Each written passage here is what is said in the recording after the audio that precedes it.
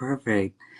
You know, what I could say is I wanted to first ask you, could you share anything with us from a nurse's perspective?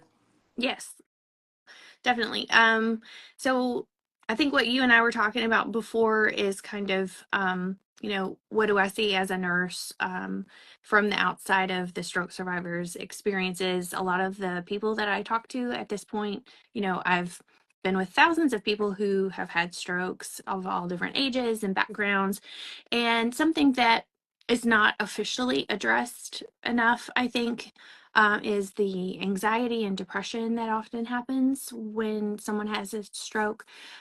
Maybe they had baseline anxiety or depression before, but it is normal for anyone who has a stroke to experience that.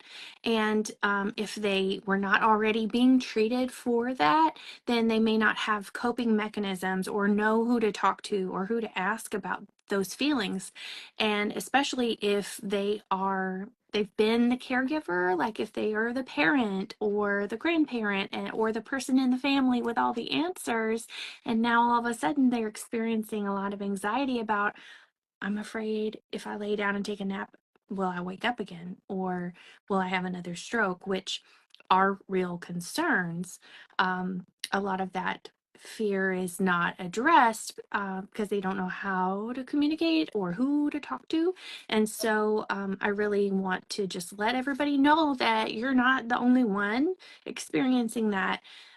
There are people you can talk to about it, whether professionals or other stroke survivors, because another barrier that I've encountered with people of all ages is um, a lot of stroke survivors do not seek out going to official support groups because they're what they verbalized to me over and over is they don't want to go to a support group full of people in like wheelchairs who have like really physical impairments that are visible, and then say, oh, I'm struggling with my fear or my depression when this person can't use their arm or their leg right now. And they kind of feel kind of almost a survivor's guilt is what it sounds like, because their symptoms are not as visible.